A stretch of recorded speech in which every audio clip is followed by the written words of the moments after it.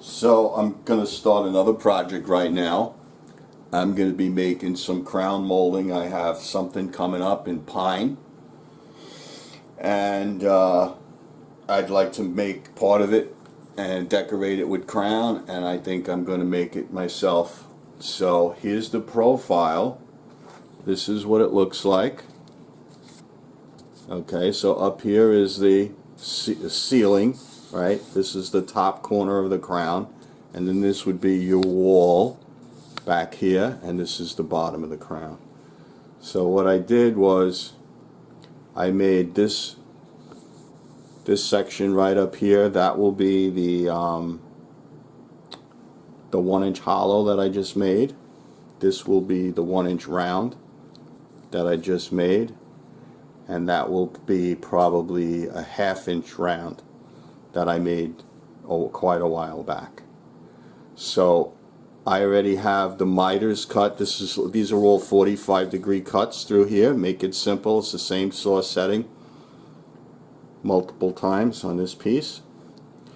And what I want to do is I want to cut a small rabbet right in here so that I can reach in with the round plane and cut that section of the profile. So I have this piece set up. I was able to get this very, very close, less than a 1/16 away from the profile I just showed you. So this is nested now in this jig upside down, and I have some layout lines on it. And this line right up here, which I started last night, is where I'm going to start cutting the rabbet. So I have 3 of my handmade rabbet planes here, and I'm going to start cutting that rabbet, and I'm going to be using 2 pieces of scrap steel as the depth gauge for that section of the profile. You'll get the idea when I start doing it. But that's how I'm going to gauge it. I'm not going to set up a more complicated jig, and I thought about doing it with the table saw and all. So I'm just going to start this freehand and see how this works. This is all, I'm just flying by the seat of my pants because I've never done this before. So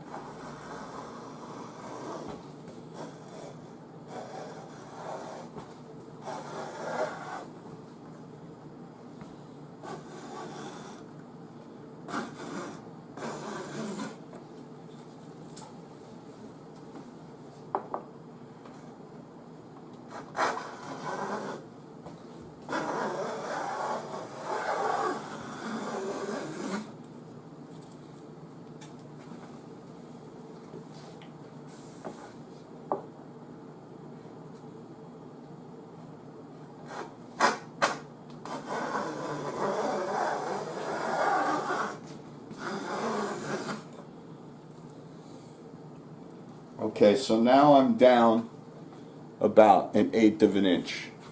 Now I have this layout line that's going to restrict me this way, and that line is going to be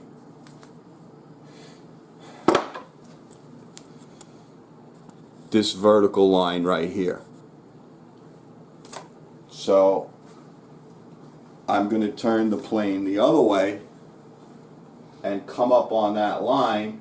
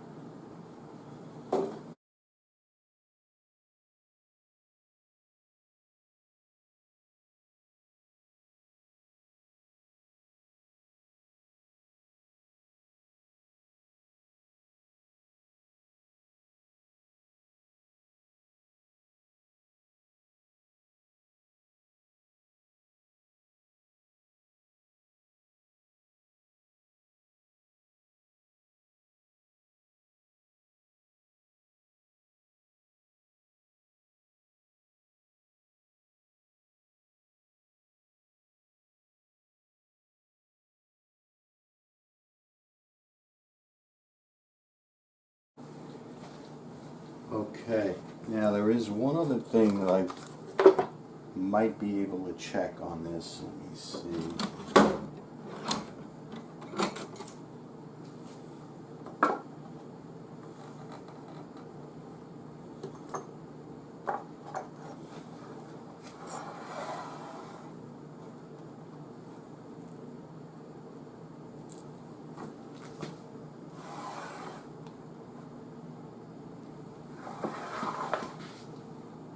I got a 1/8 piece of steel and a 1/2 inch piece of steel, which is 5/8, and these two corners are supposed to be 5/8 apart. I'm pretty darn close. So my depth is good, my width is good right here. This is a nice parallel line, so I think this cut is good. Let me plan and set up for the next cut. So I have a jig set up for the second cut, and it's going to be a 1-inch wide, I guess you'd call it the hollow cut. So I use a 1-inch piece of steel to lay out the jig, and I got a nice parallel line. I got two separate jigs, but they're clamped in a straight line, more or less. We'll see how this works. So again, I'm going to take advantage of the precision that's built into the body of this plane, and we're going to give this a try. So I laminated the face of these jigs, so hopefully that gives me a little bit of an advantage. And what I'm going to do is I'm going to stop this cut once the cut is complete, because that means that based on the geometry of the plane, the width will be exact. The cutting face, the width of this cutting face is exactly 1 inch. So I should basically eliminate this flat spot that's in this molding. So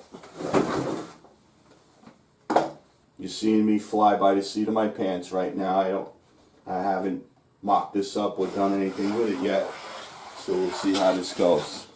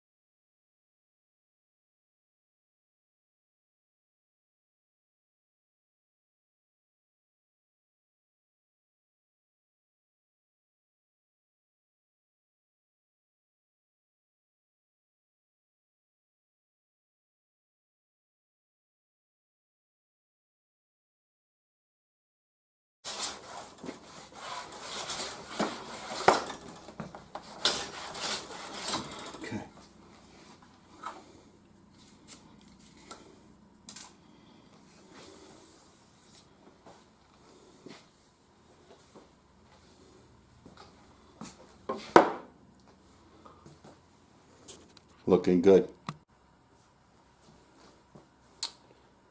So this is what I have so far. And I got one more cut to do, so this is going to be the round. This is going to connect that rabbit that I made with the cut that I just made, the hollow. And then what I'll do is I'll just use one or the other plane. They're going to have to be leaned over slightly just to kind of cross over the two contours and blend them. And then I just hit the rest of it with sandpaper. So it's not going to be 100% with just the planes. They'll have to be tuned. So let me set this up now and we'll get the rest of it. So this was an easy setup to make. The two planes are basically stacked next to each other. So they're both 1-inch profiles, which means the side of the second profile is 1 inch further back than where the other one was. So the other one was set with 1-inch scrap steel, and now the second jig is set up with 2-inch steel, which I used for a blade, but it doesn't matter. So there's no tape measure involved. You haven't seen me use a tape measure. There's no monkeying around with measuring. Just use a piece of steel, keep everything straight, keep everything parallel, build the geometry into your planes. So basically when you pick up a plane, you're picking up a straight edge that you can then use against all your other guides and all your other layouts. And this is how it's done. This is how I do it. I can't travel back in time and tell you how it was done in the past, but I can only guess that if you were in the business of doing this, you wanted to do it as easily as possible, and this is most likely how it would be done. So now, I think this one is set pretty close.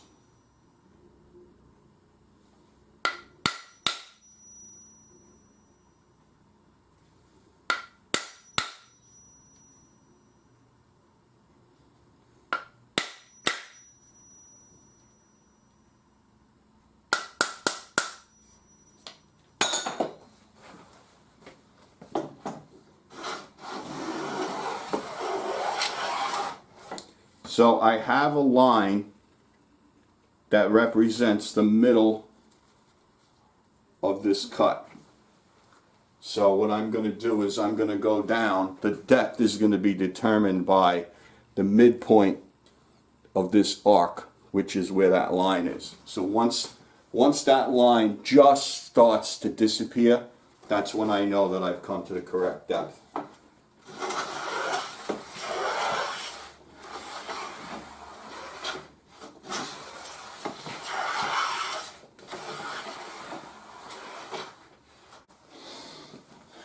Okay, let me try an alternate setup. What I need to do is I need to lean this round into the rabbit, so I can't really use the straight edge. So I'm just going to freehand it and basically join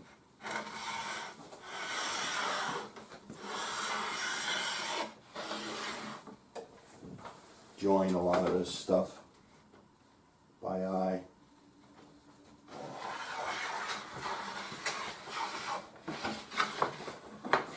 Hopefully this can be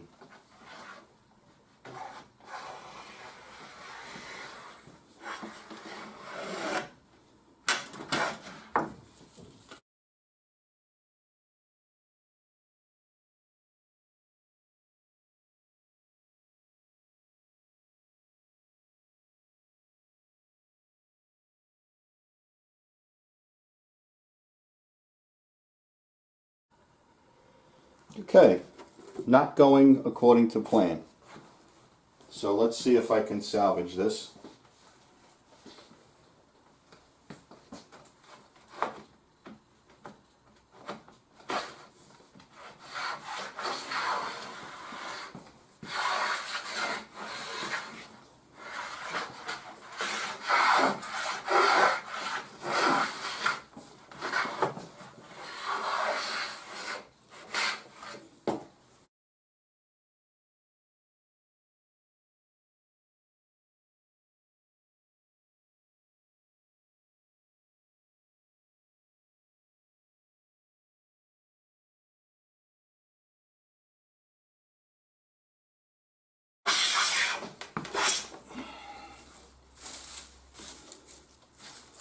Okay, so it looks like the way this is going to work is I got to put this corner inside the crease created by the rabbet.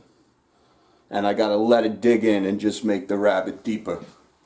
Because if I move it to another part of the curve, then that corner will dig in and create a defect in the curve. So what I got to do is just put it in the crease and then lean it in, take a pass, lean it in, take a pass, and create the curve by just tipping the plane.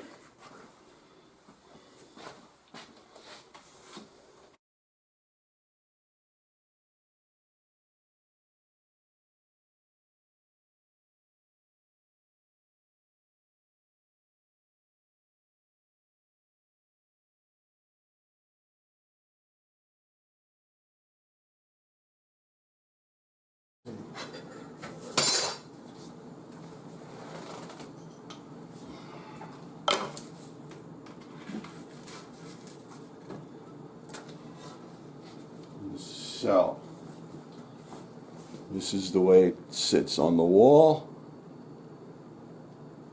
like that,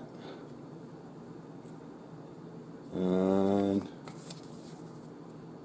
that's the way it sits on the wall, according to the drawing. So, well, looking pretty good. Alright, I got one more to do.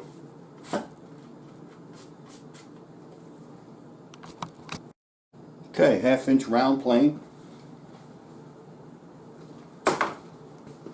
Let's see what we could do here. Get this out of the way. We'll do this freehand.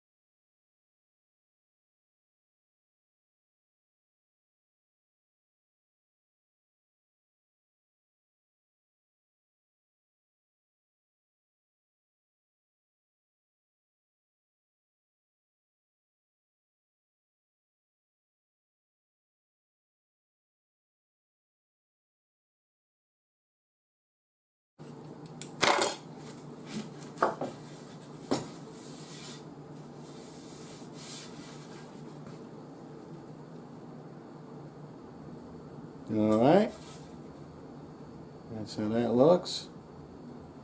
That'll sand up real nice. And this is my layout.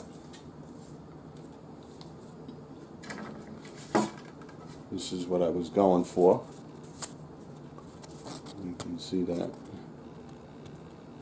underneath, I guess. See the way it was going. So my first time making making crown by hand. This will sand up real good. It's not perfect. Probably could do a lot better.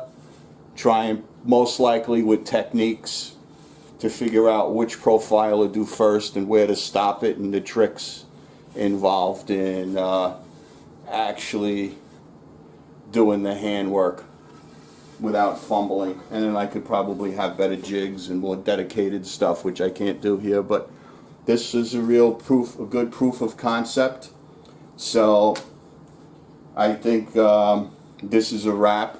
You will see this in another video when I use this crown, but as you can see, this is more than adequate with some sanding. This is going to be my finished product. So thanks for watching me. Thanks for learning along with me. This was my first time making crown by hand, mostly with my own planes. So have a good day and stay strong. Thank you.